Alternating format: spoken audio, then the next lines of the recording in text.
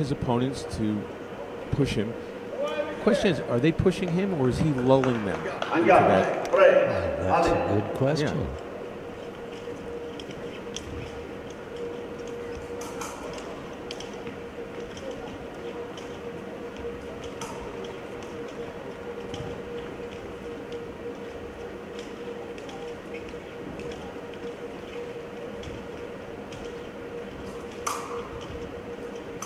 We've got two pummelers out there.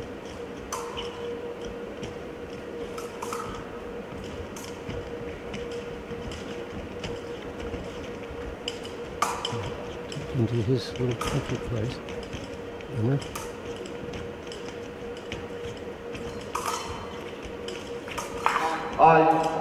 He's 1-0 in his office. He loves it back there.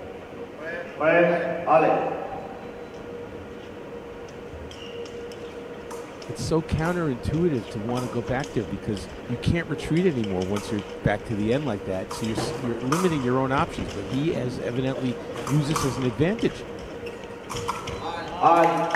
Did you see that parry? Yeah, deep 4 on the inside line.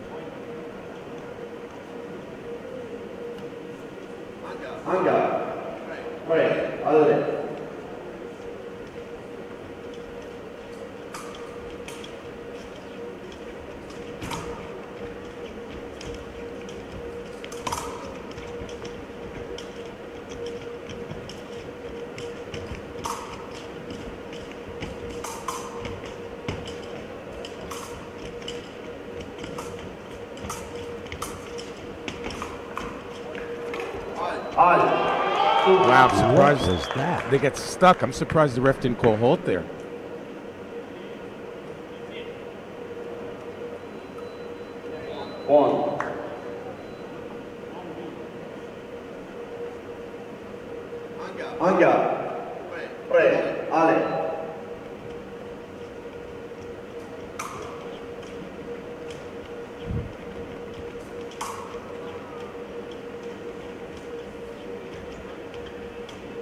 Wimmer also has a somewhat unique style where he's in and out, juking and jiving like that. Herky jerky. Weird tempo.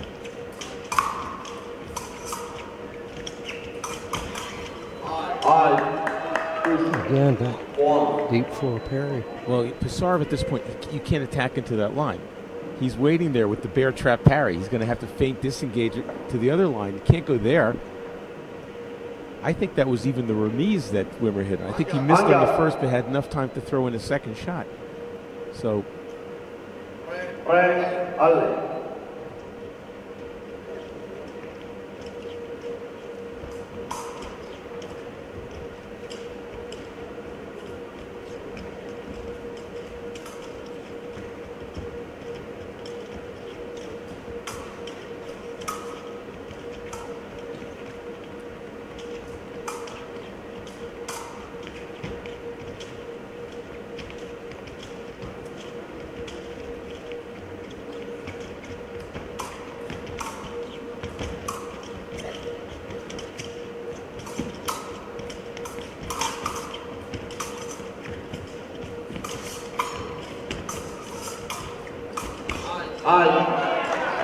Okay, well, Pisarevon finally figured it out there. Disengage and hit the upper leg. Yes, uncharacteristic hit against Wimmer in his little zone there, his safety zone.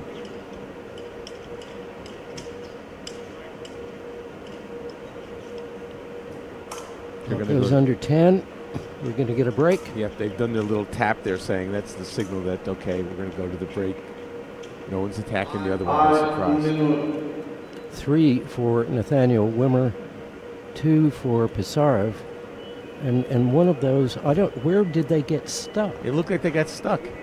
I was wondering if the Épées had interlocked or something, but I don't think they had. No, I didn't. I think what happened is Wimmer, I think his point went flat against Pisarev's body, and the light didn't go on because it didn't depress, and he just sort of got stuck there because it was bending. It was just a weird one. Here's the key. The key for the second period is Wimmer's probably going to continue to lull Pisarev back into his little safety zone back there, the 2-meter area. And Pisarev figured it out in the last one. We'll see if he's figuring it out again, and if he does, what Wimmer's going to do to change. Right. But so far, slight advantage to Wimmer. But I think that last one cracked the veneer a little bit when Pisarev got him on the leg. Yeah, but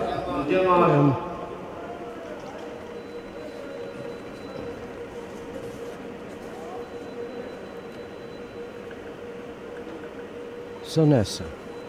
Yes. Okay. I mean, Sonessa thought he figured it out several times. But in the end, that's not what it was at all. So I think we have to get well into the second to see what's really going on here.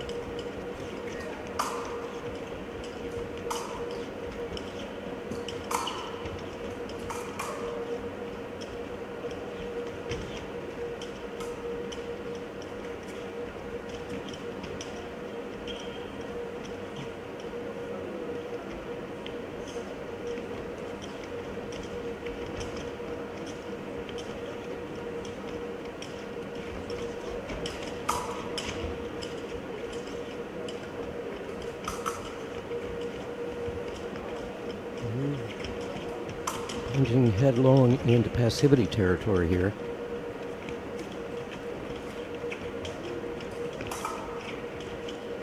And there it is.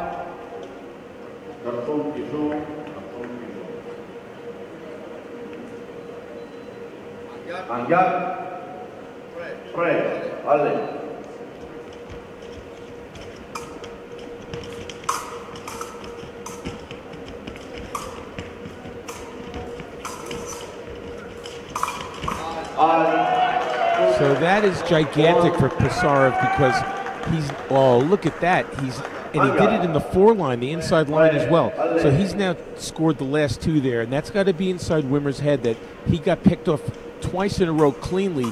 Maybe that's not the place to be right now and try something else. Or be a little bit busier on defense because he got really cleanly picked off.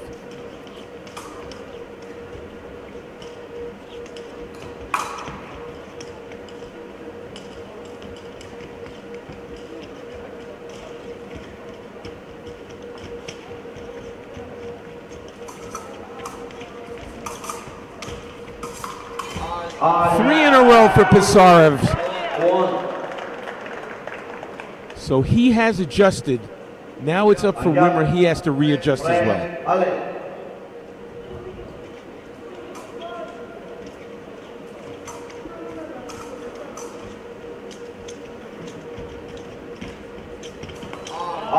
Well, that is an adjustment. Indeed it is.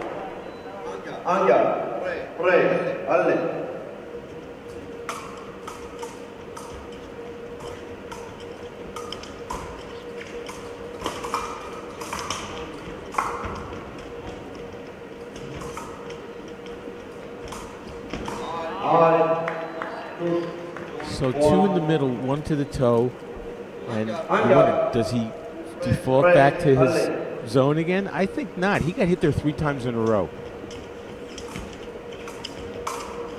Well, he seems to be perfectly capable anywhere he is on the piste. Well, no question about that. So you ask yourself the question, why doesn't he do that more, right?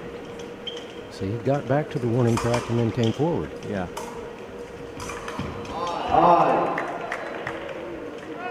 See, by doing that, and look at these actions in the middle there. There was a beautiful flesh, 1 to the toe. You say to yourself, okay, now you build up a little bit of a lead. Let's see if the referee's going to disallow this because it might have been off the piste. So we heard the ref, 1 step on the piste. If a fencer starts the action with 1 foot on the piste, it's good, and that was.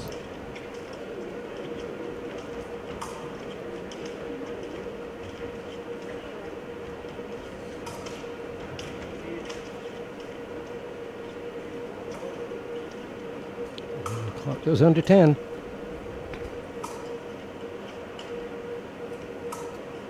And we will go to our second 1-minute break. 6 for Nathaniel Wimmer. Pisarevon with 4. And so Wimmer made some adjustments. He made there. a huge adjustment, and you look at this and say, why doesn't he do this? Listen, he's in the gold medal for the bout for the World Championship, so he's terrific. But with such a well-rounded game like that, you wonder, why does he rely on that so much when he's terrific in the middle of the piece on his attacks? The shot to the toe was like a lightning strike. So now the question is whether he goes back into that area that he likes so much, but he doesn't have to. No.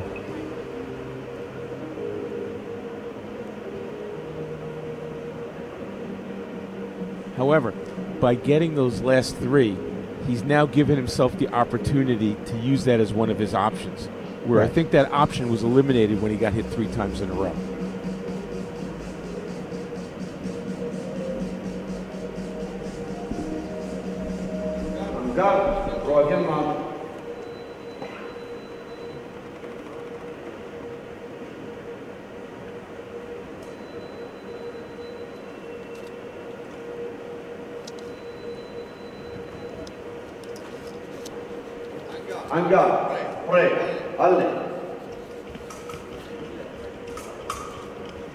Okay, now it's time for the Pisarevon adjustment. It's going back and forth here.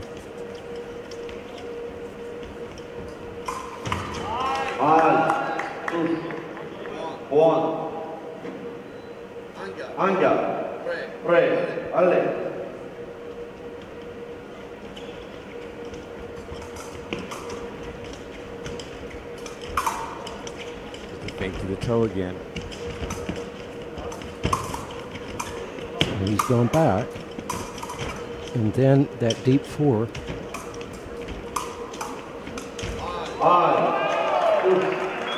The last four times that Pisarevon has scored, it's been right down here. So I think it behooves Wimmer, who's been so successful in the middle, to continue that. Yeah. He's won the middle. And he needs to win the medal. Oh, finally, you get to groan instead of me. Oh, he's going back there again.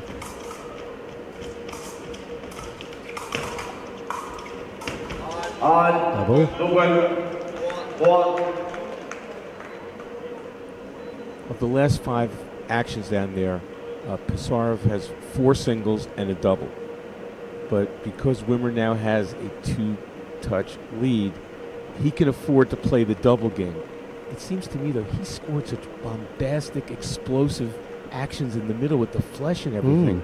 He's been perfect in the middle. Continue that and try to open up the score.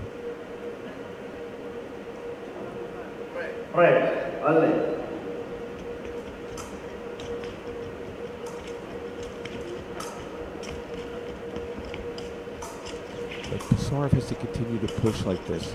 He has to be on his toes, though, not to get for that flesh attacks that he's been hit on a few times now.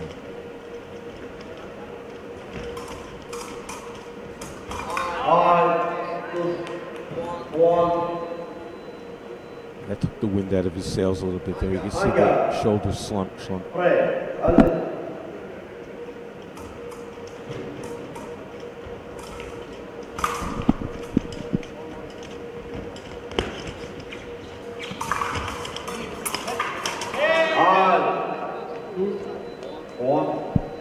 Well, Wimmer has picked up the pace both with his quickness of his blade, the strength of his blade, his footwork.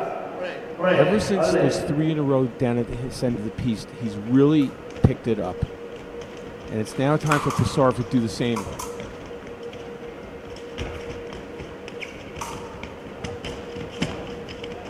He's trying. 2, 1.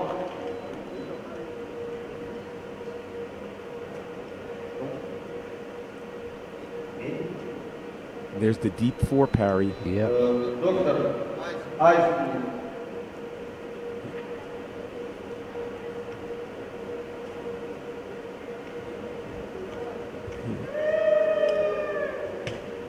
Hit in the hand or the forearm to bring in some ice. The thumb. Oh, he's got using a magic spray. Yes. But they can't do that on the piste. No, I think Pisarevon needs to take that can and spray it on Wimmer and cool him off too.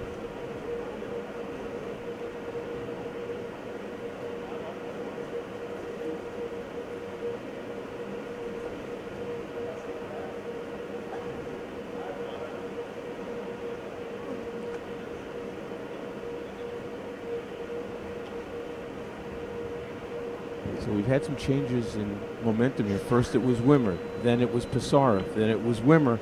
Pisarevon has to see if he has one more change in him here to see if he can get a few here.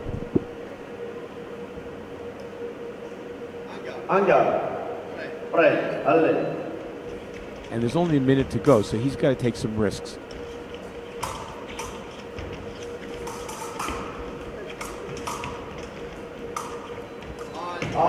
Double. Look at the busy handwork by Wimmer. When you talk about an active defense with him, he is in perpetual motion.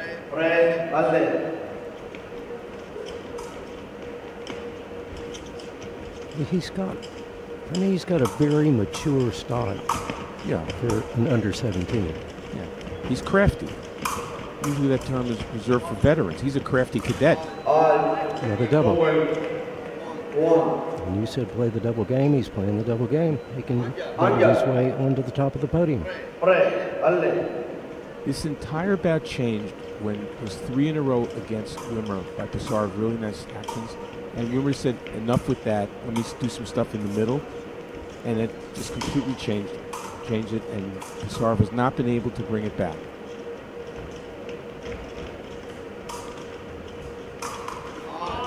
The double. It's quick. Hand is quick. Remises are quick. Parries are quick. 20 seconds remaining on the clock. 20 seconds remaining in this match.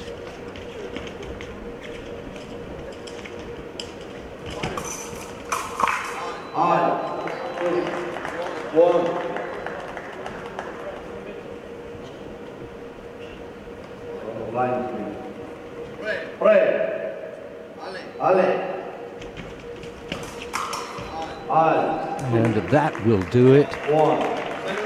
Big, strong attack on the blade. And Nathaniel Wimmer of the USA is our 2025 Cadet Men's Épée World Champion. How about that? He was seeded #1 out of the pools, and he held that seed through, and he is one well-earned world champion, a crafty cadet, fences beyond his years. Well, that's one world champion crowned.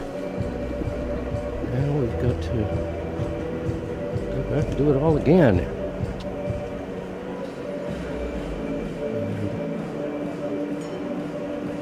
The United States continues to pad their medal count. I've lost track of how many there are. Same. There should be, if you've got FTL in there. If you go to a tournament,